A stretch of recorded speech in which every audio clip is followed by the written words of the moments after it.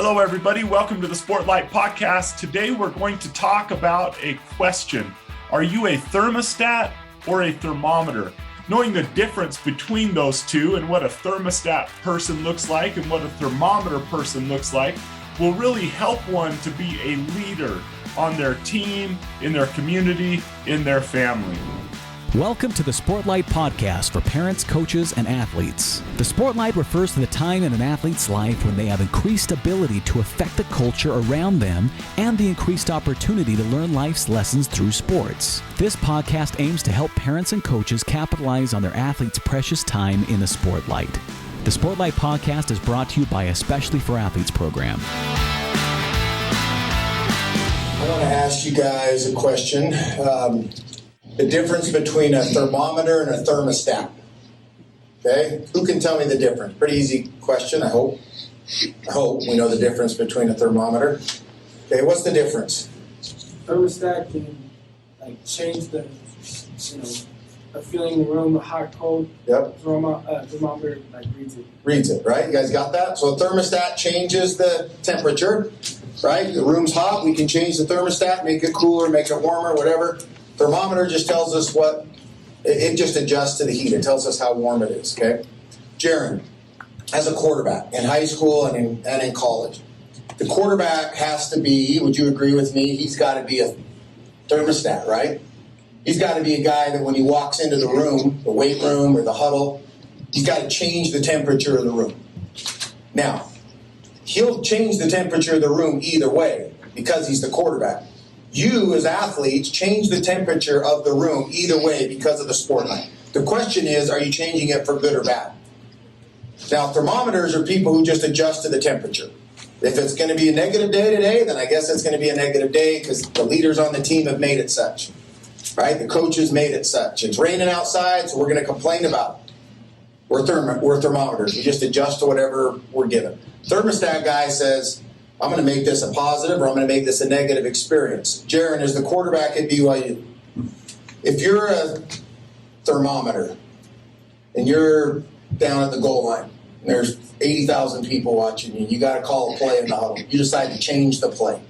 You're the thermometer. You're not a thermostat. You're not a guy that they saw, doing things the right way. What's that reaction from your teammates going to be in the huddle when you decide to change the play? Go ahead and what's the negative or positive of being the thermostat or the thermometer in that moment? We all play sports. We all have teams for the most part, right? For most of our sports, you can kind of feel the energy from your teammates when things are going good. When your coach calls a certain play that you like, everyone gets excited. They know, or if they believe in it, or you don't believe in someone who's supposed to say shoot the winning shot, you can feel that. So the quarterback, if you go in there and you call a play, you're the thermometer, just kind of reflecting what is going on at the time. Your team's not going to really get behind you, right? They're not going to give everything they can to that play, and then that'll affect the result of it. And so as a thermometer and a leader, it just doesn't go well together. What about Allie as a point guard? You've coached point guards, you've played point guards. When we say eyes up, that's a phrase that basketball coaches use a lot, right? When you're coming down the floor, you probably keep your eyes up. You got to be looking for stuff. As a point guard on the team, I heard Coach K at Duke said, if you're the point guard on my team, you have to be more than just a lead by example guy. Because sometimes if I said, what's a good leader? A lot of people say lead by example. True, that's great. But Coach K at Duke said, I need my point guard to be more than just a lead by example guy. He's also got to be vocal. Like he's got to speak up and talk. He's got to, in other words, he's got to be coach on the floor. He's got to be a thermostat. Right? As a coach, when you're recruiting kids or you're evaluating talent, how important is it when you're looking at the girls that you recruited or coached to have thermostats on your team? You can have a lot of great athletes, skilled players, but if you have someone that can set a temperature to the level that will make your team successful, you're going to choose that player all day long. And as a player, quarterback, point guard, going in to these situations, you can tell if your team believes in you or not. And whose fault is it if they don't? And so I think it's really, really important that when you go into these situations, whether it's a coach saying, what player do I trust to put the ball in their hands in this moment, or I want to be that player, you better do all of the things necessary so your team wants you to be that player as well. And it's not just by example. It's verbal. It's through everything how you treat your teammates. It's more than that. And as a coach, you're looking for those kids, and you can test that. You can see that quickly. You guys can see it as spectators. You're thinking that play was just called for that person. We're in trouble, right? Well, hey, Dustin, how are you, man? I'm doing great, Shad. Good. That was a clip from one of our summits. I think that was the Lehigh Summit that we played that one from. But this is a concept I've heard you talk a lot about, and I think is really important for people to consider the difference between a thermometer and a thermostat. Why do you think that, as a football coach and as someone who's encouraging young people to go out and impact the environment around them, why do you think that difference between thermostat and thermometer is so important for people to think about which one they are and that concept in general? Just tell me what your thoughts on that. Well, in all of my years, both playing in high school and college, and then being around sports ever since as a career, I've when you talk about leadership and you talk about just the glue guys, the guys that or girls that really are that keep the team together, you start looking at what common denominators are in those people. And this is the same in business. And I've seen it in business as well, or just in any group setting where you have any sort of team atmosphere. You have certain people that are thermometers, and you need to have thermometers. They need to be the types of people that can adjust appropriately to the temperature of the room. Some people are neither. They're neither thermostats or thermometers. They're off, right? So the room may be a optimistic, positive, happy environment, but you have that one person in there that, has a problem for every solution, right? They just can't seem to get on board or gauge the temperature of the room. So they're not even a thermometer. And those are the ones that are, they're holding the ship down. They're impeding progress. You got to be careful with those people. But then you have the other people that are thermometers, and they adjust to the temperature. And if it's a negative temperature in the room, they're negative. If it's positive, they're positive. But then you have the special people, the glue people, the ones who keep things together, and they're the thermostats, and they're rare. So when we were at that particular summit, and I asked that question of Jaron Hall, I've had this conversation with Jaron for years. And he's a big time top 20 college quarterback right now in the country. Some might say top 10. I'd be one of those that say top 10. But he's the type of guy that's a thermostat. What I mean by that is that when people like him, and we all know these types of people, when they walk into the room, the temperature changes. Now, there are bad thermostats, just like in this same example with, you could use this metaphor, I guess, with leaders. Their leadership is something that some people are really good at, but they're bad. They're bad at what they lead at. They lead for poor things, for bad things.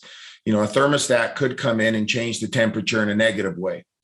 But the ones who are the positive temperature changers, who when they walk into the room, it just changes. You just feel a difference. You feel their presence there, their light or their energy or their excitement or passion or, just their desire to see things go forward. And you want to be around them, and they just bring a warmth to the room, and they sort of flip on the switch for everybody. Those are the kind of people that if you can find them and you have them in your organization or in your team, and you can get people to lead those people, it makes the job for the CEO or the job for the coach or whomever a lot easier, because you just say, hey, just do what they're doing. When they come in, we're going to get stuff done. And so, we're trying to find those people, and the more we can surround ourselves with those types of people, the more I think we progress as individuals. I love that concept. And when you were teaching it to the athletes there, I thought about that. We've talked about it before, that formula, E plus R equals O, event plus response equals outcome. And the thermometer people, they're just kind of like event equals outcome, whatever is happening, that's what it is. Mm-hmm. Right. And the thermostat people really seem to gauge the temperature. I mean, thermostats do everything thermometers do. They gauge the temperature.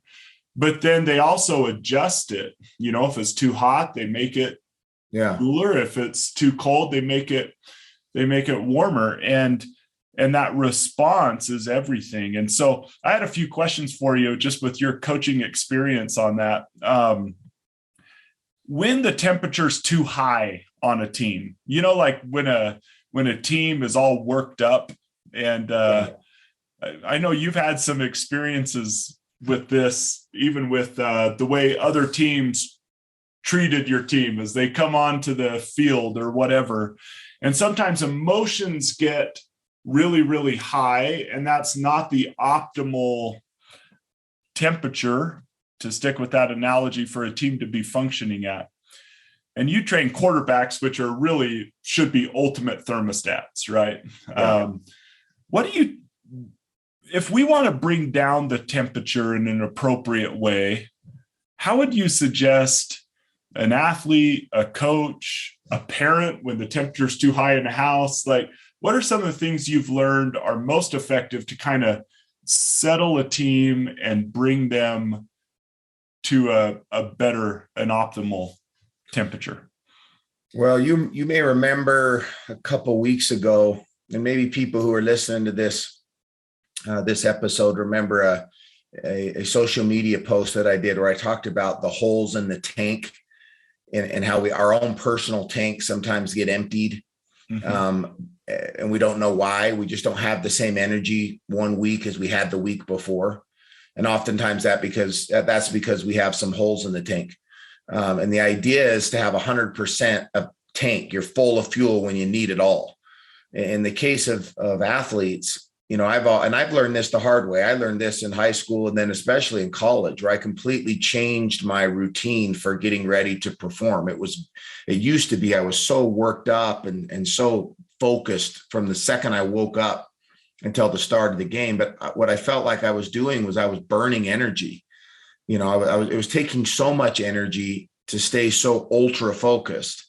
And even the music I would listen to was this pump up music all day and hours before the game, that I was ready to go. Like 4 hours before the start, I was ready, right? I was on edge, and you got to have that edge. You want your players to have that excitement and that adrenaline. But if you do that for too long, in my personal opinion, this could be different by others. I just feel like, I usually did my best at practice or when I was in the backyard or wherever, when I was just loose and free and just reacting off of muscle memory and not overthinking things, right? So I changed my philosophy to hold on to that, relax, have fun. Once it's time to get ready for the game, to me, that was, an hour or so, 2 hours or so before the game, I kind of start pacing myself. And then when it was 30 minutes before go time, all right, now it's time to flip the switch and get into go mode. But I hadn't burned all that fuel earlier. And so I try to tell the kids I coach, hey, if this helps you, it helped me. Let's not be freaking out about, banging our head against the lockers 4 hours before the game, because we don't need that energy right now. Right. And when parents show up to games with that same attitude, that same just on edge, just waiting for something to light the fuse, especially if you're somebody who has a short fuse, it's not going to take a lot to light it. And you come into the game and you're already ready, you're already looking for the one mistake by the umpire, right? Or the one thing that the coach does to your daughter that you didn't like, and then it sets you off. And so I think to some degree, I think we know ourselves. And for me, it's breathing. It was listening to different types of music. I didn't want to listen to all the pump up music hours and hours before the day. I'd actually listen to classical music hours before the day. I wanted to be as calm and relaxed and as free as I could. And then when I got closer to the game, then I'd switch it on and, and I play whatever I wanted to play to get myself into that mood. But, I think it's a personal thing, Shad. And so other people might, but to that, I guess, to answer that and answer my own comment that I just made, or to clarify that personal, I think we've got to find out what works for us. So we need to maybe experiment a little bit and find out what are those things that, maybe change our temperature one way or the other, and make sure do some things to have it be where we think is optimal for us at the time that it really matters. And for me, that wasn't on the bus ride over. I didn't need to have it then. Yeah.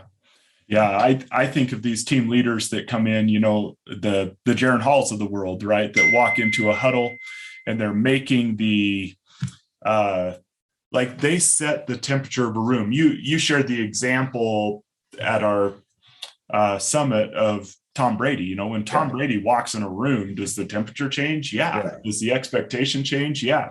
And so I think that every now and then you get a leader who is like super either tight, we've experienced this together, where you're playing a good team or something like that. And it's like, oh, you can't even watch that team take BP, or, you can't, it's just like this tight, loose, unfun feeling. And every now and then, just because of the situation, because of the game, because of the importance of the game, maybe you're playing your rival or whatever it might be, there just enters in this, like the temperature just keeps getting ramped up. And it takes a leader to be able to say, hey guys, come here, like, let's cool the jets a little bit. Let's just relax and do what we've practiced and not just react to whatever the temperature is. And some leaders just have a unique ability to know the optimal temperature. And I think that that's something that's really important for leaders to think through, for a coach, for example, to take their team aside and to have the conversation that you just had, like, let's talk about our team. What's our optimal temperature?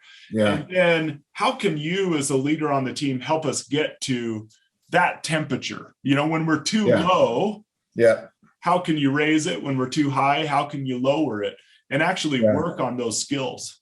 I think that's critical, Shad, because we might assume that we've got some thermostat type guys in our business or, on our team or whatever, but you might, but they might be poor ones. They might be ones that change the temperature in a poor way. So you're right in that we got to find those guys or girls and then teach them how to be the ones that change it in a positive and how to react to things.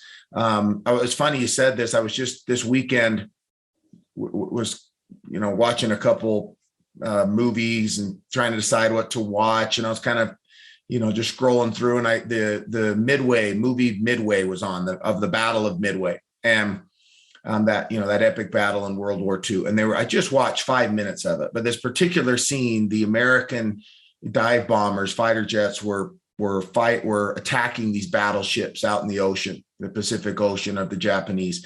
And one of the Japanese officers started to get his voice changed. He got a little bit animated when he pointed to the general and said, hey, they're coming in from the south or whatever.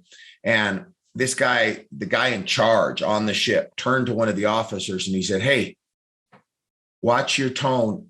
You're an officer. And then he went on to, and I thought, wow, that was interesting. He discussed hey, relax. You're an officer. Settle down. You're an officer. Something to that tone, meaning people are watching you. You can't react. You need to stay because people will react to how you react. And if they see you panicking and if they see you upset and frantic, then the others that are watching you, in other words, you're a thermostat.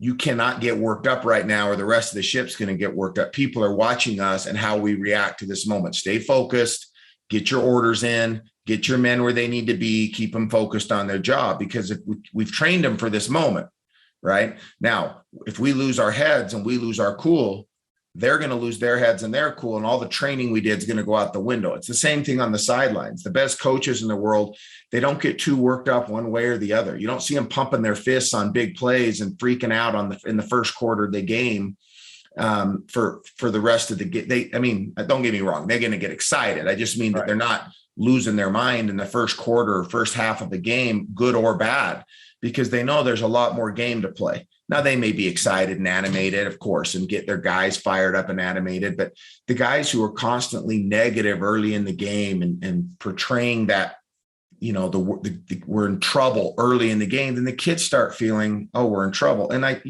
would assume it would be the same in a company. If you had a bad quarter and the CEO of the company was moping around and not coming into work and acting as if the company was going under, you'd probably start filling out your resume and start looking for another place to go, right? So you have to portray as the leader or as the thermostat. You have to sometimes, maybe even fake it a little bit. You may be feeling one way, but you've got to portray that we're okay and stay focused on what the goal is and making sure that everybody does their job. And the reason that a guy like Tom Brady can walk into a room and the temperature changes is because he has a history of success and he's checked all the boxes. Not so much the wins, the championships. Yes, that's part of it. But he's checked all the I've done the work boxes, right? I've earned the right for you to change your temperature when I walk in the room because I'm not here to mess around.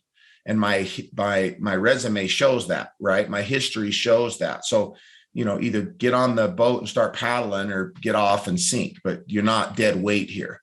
Yeah. And so, and one other thing you mentioned there, Shad, it got me thinking about when you talked about being loose and relaxed, but also focused. There's a phrase I've used before where, you want to be loose, but not silly, and focused, but not tight.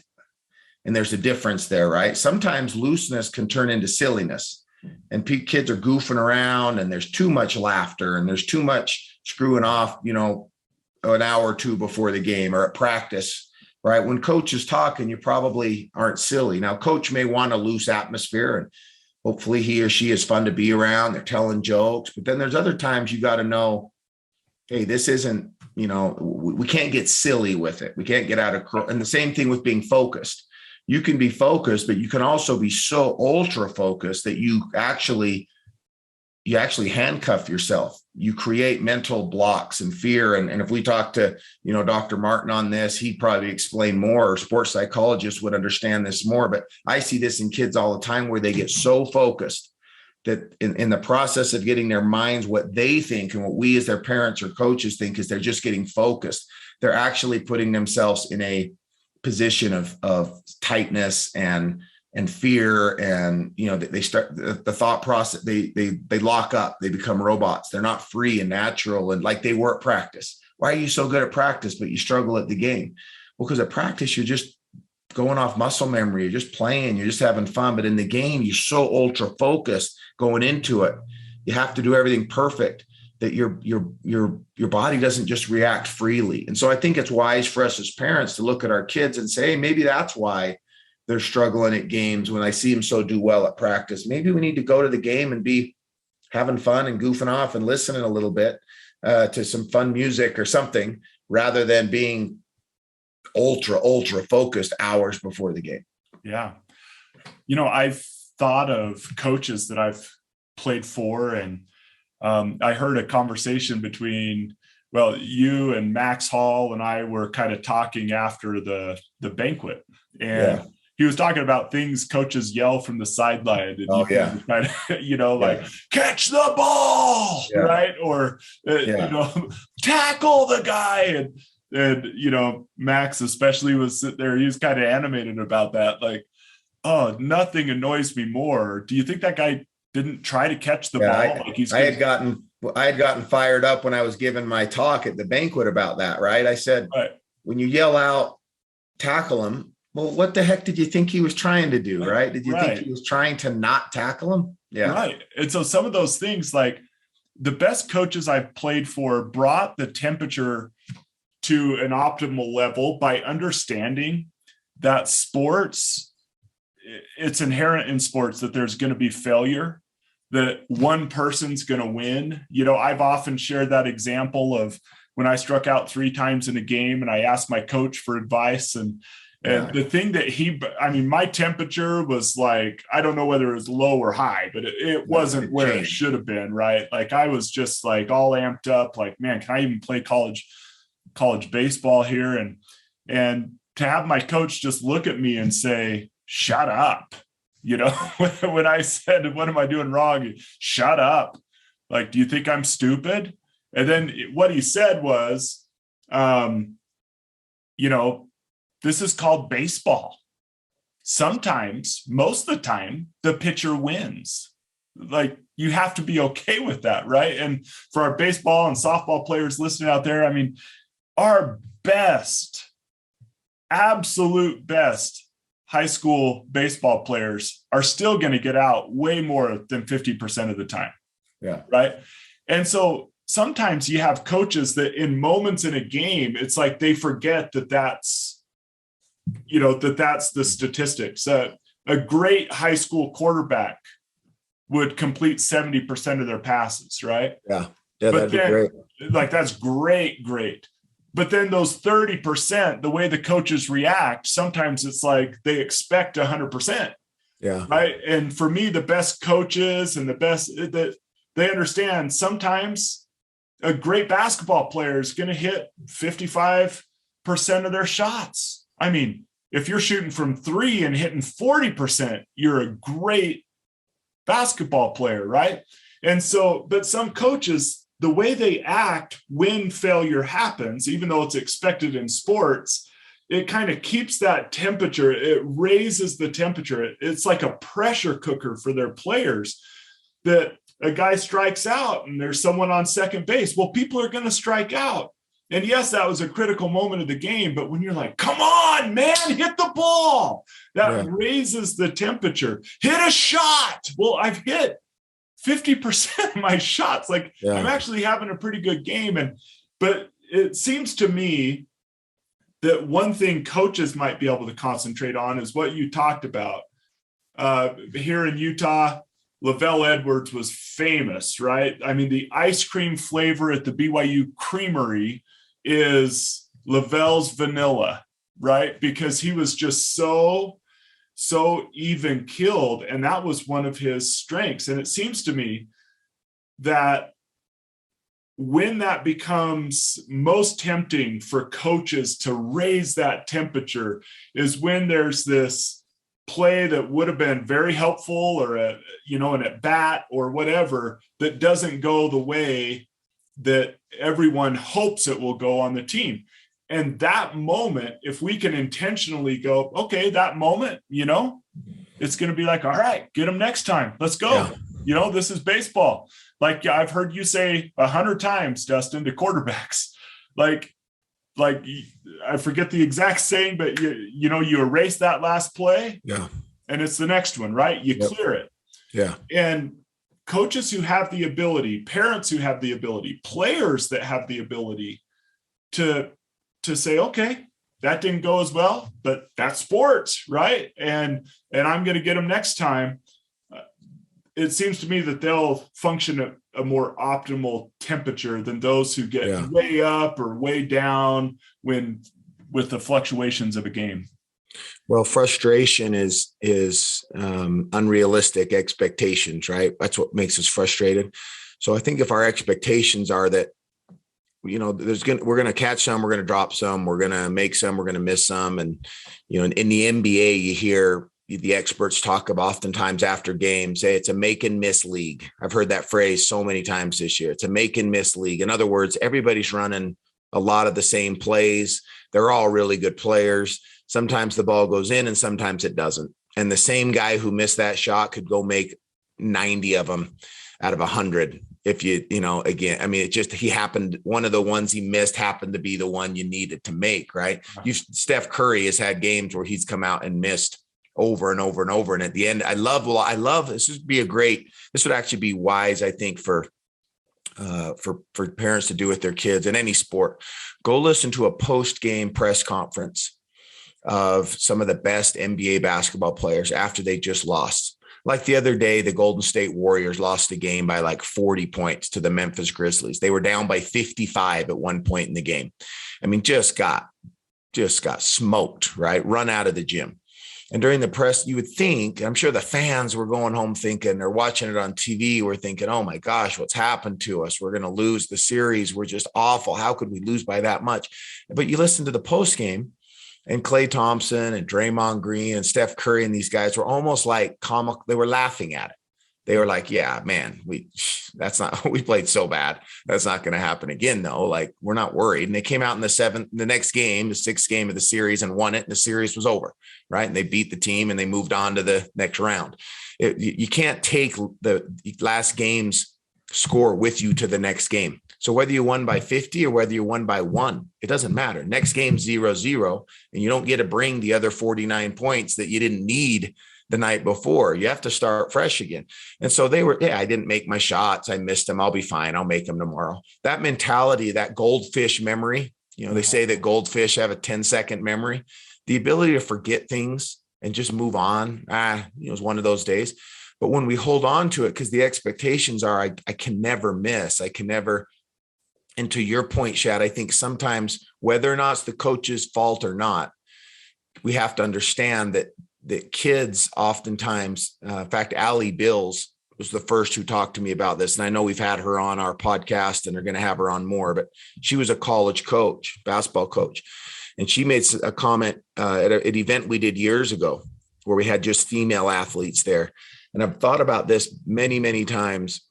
And it relates to men as well, I think, more so now maybe than then. But she said growing up that she would coach girls differently because they were more interested in what coach or mom and dad thought of them, whether or not they were pleased or happy with them, than they were on whether or not necessarily what the score indicated. In other words, if they made a mistake, they were more interested in did it make coach mad than they were, and did the mistake lead to the other team dribbling down and getting a shot off, right? And so if you yelled at she was very aware that the women that she was coaching, if she yelled at them, they would be more upset that they felt that she was disappointed in them than that, that they made the mistake, right? Or that, and where boys would, or whatever. Yeah, exactly. And so, I think a lot of our kids are actually this way. I don't think it's just women. I think a lot of our kids they get hurt more that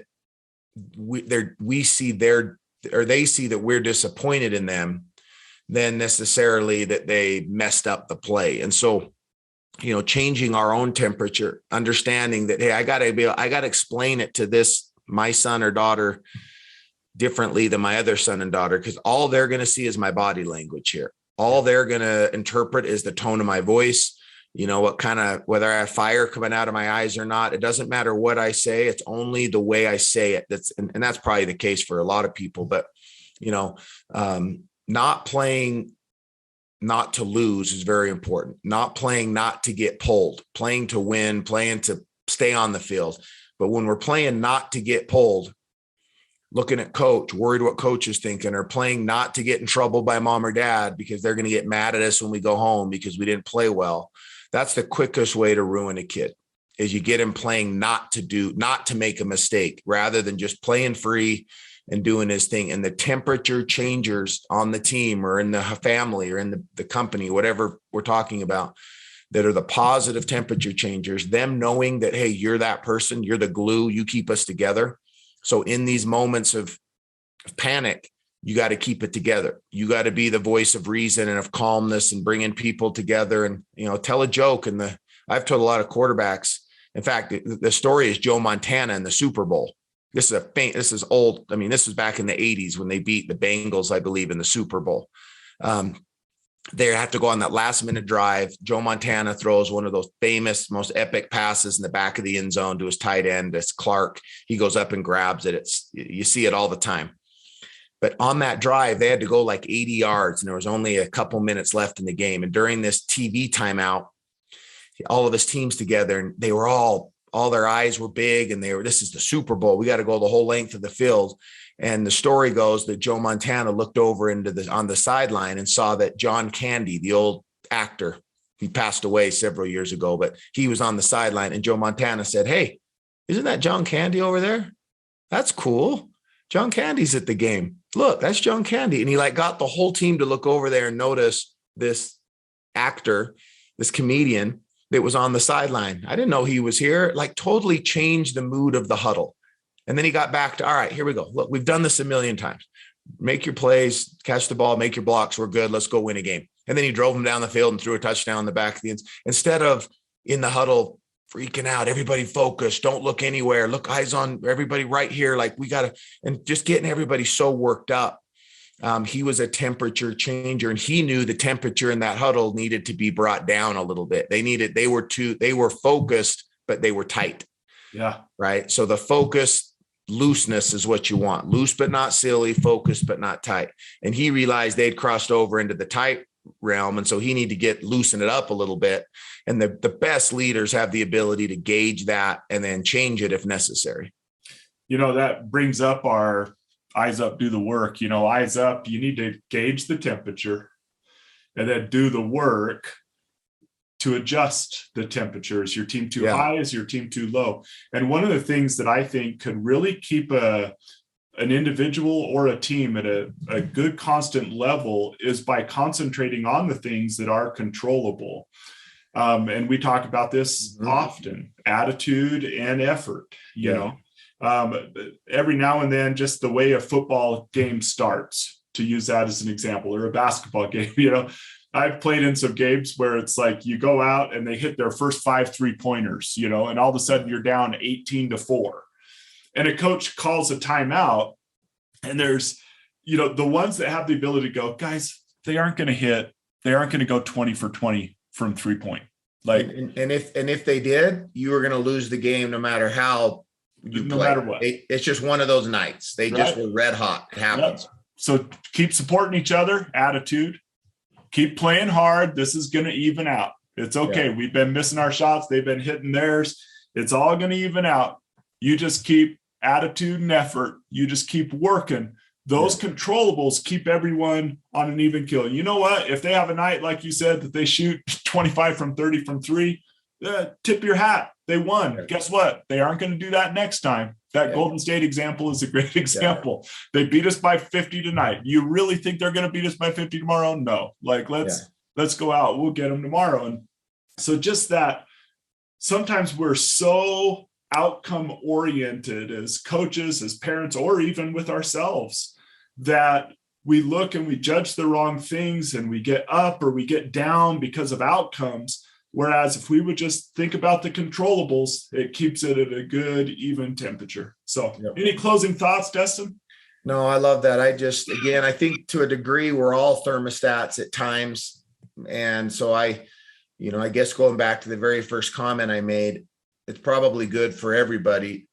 And as adults, we can do this, but to our kids and players, we probably need to help them recognize this, is to do some self-reflection and ask ourselves, which one am I? And is there a possibility that do I make the room colder? Does my negativity or my pessimism make the room colder? And if so, then, make a goal to try to do some things to fix that. Because I think that, at times we do, and we bring other troubles that we might be dealing with out of work into work or off the field to the field or whatever. And that's where talking to a teammate and say, hey, I'm struggling, so the teammate can help you is important. But, being careful to not be the negative problem for every solution person in the room, and then lean on the thermostats. I'm not the thermostat today, I'm just an adjust to the temperature guy today. My tank's half empty right now. I don't have a lot in it. So, I'm going to lean on the guys who are the thermostats and let them hopefully bring me up, and be humble enough to do that. I think that's the key. Well, hey, Dustin, thanks, man. Great thoughts. So go out and be a thermostat for good and keep your eyes up and do the work. This has been the Sportlight podcast from Especially for Athletes, sponsored by Coca-Cola. You can learn more about Especially for Athletes by visiting the website at especiallyforathletes.org. You can also learn more about the book, The Sportlight, by Shad Martin and Dustin Smith at especiallyforathletes.org/book.